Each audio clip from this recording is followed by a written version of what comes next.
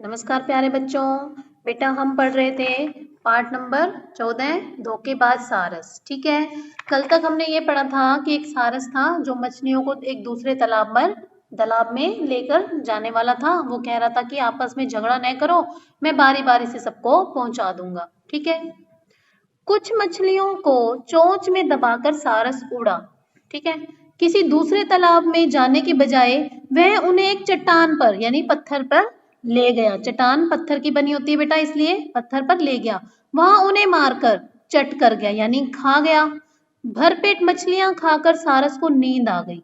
अब उसका पेट तो भर गया था, तो वो उसको नींद आने लगी, वह सो गया।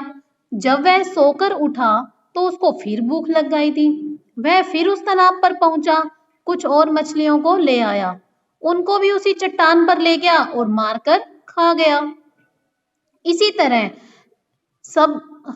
तरह जब उसको भूख लगती तो कुछ मछलियों को दूसरे तालाब पर पहुंचाने के बहाने लाता और मारकर खा जाता। अब पहले तो वो बूढ़ा हो रहा था ना, मछलियां उससे दूर भाग रही थी, तो लेकिन अब इस जो चाल चली थी उसने, उसके कारण मछलियां जो है वो उसके पास खुद ही आ रही थी और वो उन्हें मारकर खा जाता। अब तालाब में थोड़ी सी मछलियां और केकड़े बच गए थे।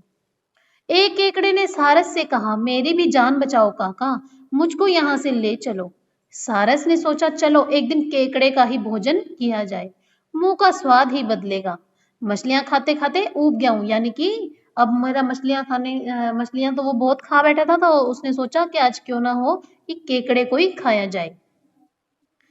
जैसे बोर हो जाते हैं ना हम एक ही चीज खाते खाते, तो वो कहता है कि आज मैं केकड़े को ही खा लेता हूँ। वह केकड़े को लेकर उड़ा। रास्ते में केकड़े को पानी कहीं भी नहीं दिखाई दिया। इतने में उसने देखा कि सारस आगे जाने के बजाय नीचे उतर रहा है।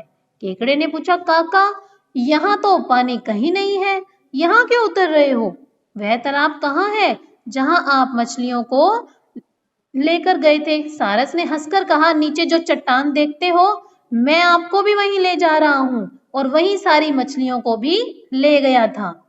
केकड़े को चट्टान साफ दिखाई दे रही थी, उस पर मछलियों की ढेरों हड्डियां बिखरी पड़ी थी, क्योंकि जो उसको मारकर खा गया था तो उस पे जो चट्टान पर हड्डियों का ढेर दिखाई दे रहा था।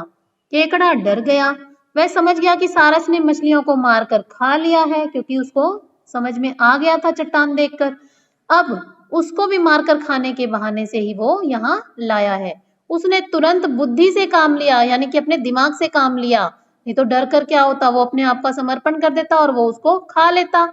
लेकिन उसने क्या किया, अपनी बुद्धि से काम लिया और अपने नुकीले पंजों को सारस की गर्दन में चुभो दिया। सारस ने अपने पंख फड़फड़ाए और गर्दन छुड़ाने का प्रयास किया, परंतु केकड़े ने उसको नहीं छोड़ा। वह अपने पंजे उसकी गर्दन में और चुभाता गया, यहाँ तक कि सारस की गर्दन कट गई और वह जमीन पर गिर पड़ा। केकड़ा सारस के कटे सिर को घसीटता हुआ उस तालाब पर पहुंचा जहां वह रहता था। मछलियों ने केकड़े को वापस आते देखा तो पूछने लगी, क्या बात है केकड़ा भैया, तुम वापस क्यों लौट आए? सारस कहाँ गया? केकड़े ने हंसकर बोला, काका तो नहीं आए, पर हाँ उनकी खोपड़ी अवश्य लाया हूँ।